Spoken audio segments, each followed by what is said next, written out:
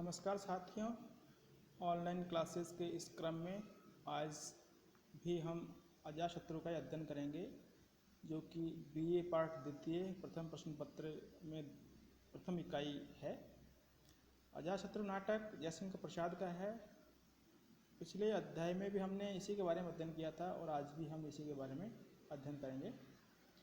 तो देखिए, अजातशत्रु नाटक के आधार पर बिंबिसार का चरित्र चित्रण कीजिए। अथवा बिंबिसार का चरित्र आर्य राजाओं का गौरवपूर्ण चरित्र है। इस कथन के आलोक में बिंबिसार का चरित्रांकन कीजिए। यानी कि किस तरह से बिंबिसार का जो चरित्र है वो हमारे जो आर्य राजा थे उनके चरित्र को प्रतिनिधित्व देता है, इसके बारे में आपको इस नाटक के द्वारा, इस नाटक के अनुसार बिंबिसार के बारे में बताना है। अजातशत्रु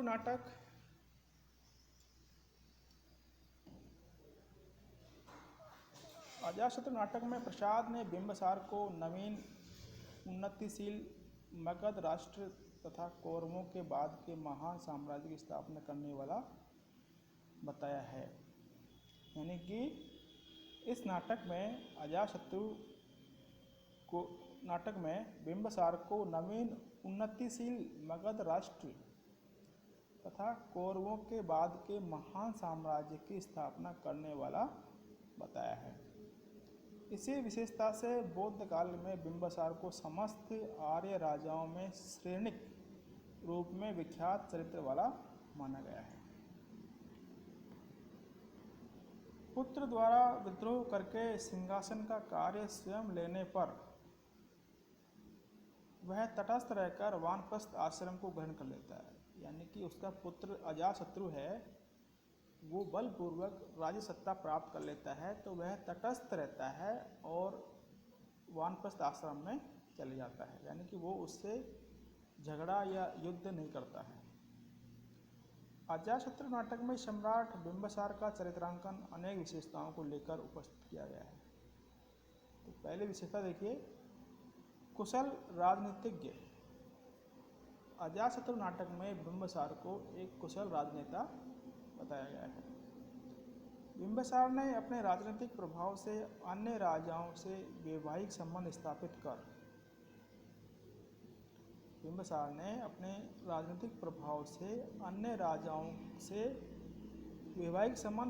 कर राज्य सीमा को सुदृढ़ बनाने का महत्वपूर्ण कार्य किया। यानी कि ये एक तरह से पहले के राजाओं की विदेश नीति समझिए या पड़ोसियों के साथ संबंध समझिए कि वो उनके साथ संबंध सुधारने के लिए या तो उनसे वैवाहिक संबंध स्थापित करते हैं या फिर उनसे और किसी रूप में अच्छे संबंध स्थापित करने का प्रयास करते हैं। तो इसी क्रम में बिंबिसार ने पड़ोसी राजाओं के साथ वैवाहिक संबंध स्थापित करके अपनी सीमाओं को सुदृढ़ बनाने का कार्य किया। इनकी एक रानी लिच्छवी गणराज्य के शासक चेटक की पुत्री थी। लिच्छवी गणराज्य के शासक चेटक की पुत्री थी। तो दूसरी रानी कौशल नरेश प्रसेनजित की बहन थी। इस तरह राजा बिंबिसार कुशल राजनीतिज्ञ एवं मगध साम्राज्य के संस्थापक थे। दूसरा है चिंतनशील दार्शनिक। यानी कि वह सोचता है, अदृश्य के बारे में सोचता है। नाटक के प्रारंभ में बिंबिसार को जीवन की क्षणभंगुरता और नियति को लेकर दार्शनिक की तरह चिंतन करते हुए दिखाया गया है।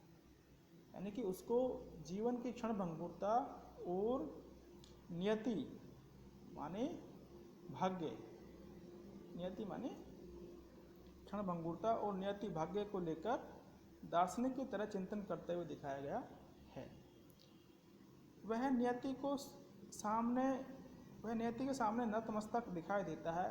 यानी कि नियति मतलब जैसे जो होना है वो होकर रहेगा, इस तरह की सोच। तो इस तरह की सोच के सामने वह नतमस्तक दिखाई देता है और एक सम्राट की तरह उसमें तेजस्विता नहीं दिखाई देती है।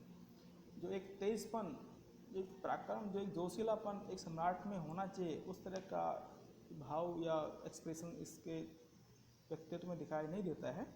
अवस्था वृद्धि के कारण उसमें व्यक्ति एवं निराशा का भाव अधिकता से चित्रित किया गया है, यानी कि उसमें बुढ़ापा था, वृद्धावस्था थी, इसलिए इस नाटक में उसके व्यक्तित्व को निराशा एवं विरक्ति के भाव के रूप में ही अधिक चित्रित किया गया है।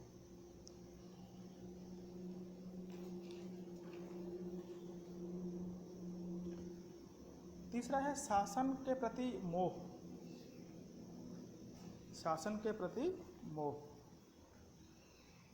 ये प्रवृत्ति तो आज भी है, या यूँ कहिए कि लेखक ने जयशंकर प्रसाद ने इस नाटक के माध्यम से वर्तमान परिस्थितियों के संदर्भ में ये बात कही है कि जो आज भी राजाओं में, या देख लीजिए छोटे छोटे पोस्टों को देख लीजिए, आज की जो भी कुर्सी है, चाहे वो पीएम हो, सीएम हो या अन्य कुर्सियां हो, सबके लिए उसका महत्व है और वो उसको छोड़ना नहीं चाहते हैं। शासन के प्रति मोह। प्रस्तुत नाटक के प्रारंभ में बिंबिसार को शासन सुख के प्रति आसक्ति रखने वाला बताया गया है, यानी कि वो शासन सत्ता को छोड़ना नहीं चाहते हैं। राज्य सुख की लालसा से ही वह अपने पुत्र अजातशत्रु को शासन संचालन का दायित्व देने में संकोच करता है, यानी कि सत्ता के मोह के कारण ही वह वृद्धावस्था होने के बावजूद और अपने पुत्र के वयस्क होने के बावजूद वह शासन सत्ता को नहीं सौंपना चाहता है, जो कि आज भी इस तरह की प्रवृत्ति देखी जाती है। चौथा है निष्क्रियता से ग्रस्त, यानी कि ज़्यादा सक्रिय नहीं है वो।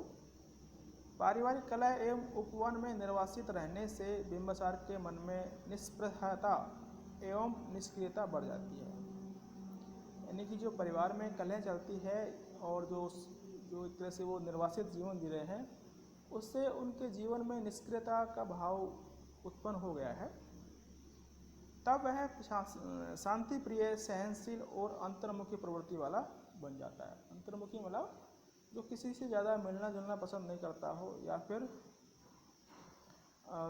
ज़्यादा बोलना पसंद नहीं करता हो, उस व्यक्तित्व को अंतर्मुखी व्यक्तित्व कहते हैं, जो अपने आप में ही चिंतनशील हो, खुश रहता हो। पांचवा है वैराग्य भावना वाला।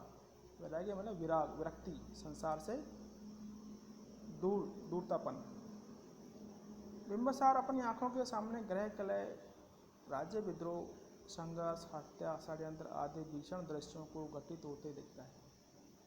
इससे उसकी वैराग्य भावना क्रमशः बढ़ती जाती है, यानी कि अपन स्वयं भी देखते हैं कि जब परिवार में कोई कलह होती है या सब परिस्थितियाँ सामान्य नहीं होती है, तो अपने मन में एक विचित्र सी ग्लानि पैदा होती है और एक विरक्ति पैदा हो जाती है कि हम किस लिए यहाँ पे हैं।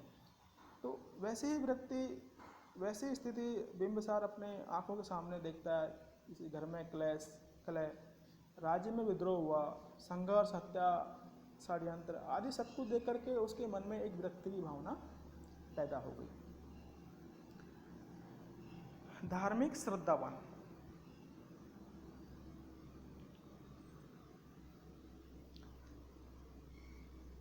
आलोच्य नाटक में व्यंजित हुआ है कि बिंबिसार ने बौद्ध धर्म अपना लिया था।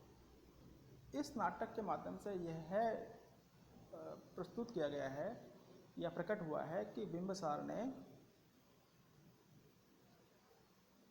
बौद्ध धर्म अपना लिया था जब उसे समाचार मिलता है कि गौतम बुद्ध आ रहे हैं, यानी कि उस समय बौद्ध धर्म का ही बोलबाला था। जब उसे समाचार मिलता है कि गौतम बुद्ध आ रहे हैं तो वह श्रद्धापूर्वक कहता है कि तथागत के चरण स्पर्श के मात्र से जगत की कलंक कालिमा धुल जाएगी। यानी कि बौद्ध धर्म में इतना आसक्त हो गए थे कि भगवान बुद्ध को ही वो सब कुछ मानने लग गए थे और उसी को ही संसार का एक तरह से संहारक या मतलब परमपिता मानने लग गए थे। सातवां है मानवता का आदर्श। प्रसाद ने बिंबिसार को पवित्रता, उच्चता, भव्यता आदि देवगुणों से मंडित दिखाया गया है, यानी कि उसमें जो एक मानवीय व्यक्तित्व में गुण होना चाहिए वो सारे गुणों से संपन्न दिखाया गया है। मानवीय गुण जैसे पवित्रता, उच्चता, भव्यता, दया, करुणा, ये सब गुण बिंबिसार में थे। पति रूप में बिंबिसार का बड़ी रानी वासवी के प्रति विशेष स्नेह है, यानी कि वह पति रूप में भी यहाँ दर्शाया गया है। वह अपनी बड़ी रानी वासवी के प्रति बहुत स्नेह से रहता है, लेकिन छोटी रानी छलना के प्रति उसके हृदय में कटुता और वाणी में व्यंग है। यानी कि वो बड़ी रानी को बहुत अच्छा प्रेम करते हैं, मानते हैं, लेकिन छोटी रानी के प्रति ऐसी भावना कम है। नवा है स्नेहशील स्वभाव। उसका जो नेचर है, स्वभाव है, वो बहुत स्नेह है, वो छोटों से प्यार करते हैं।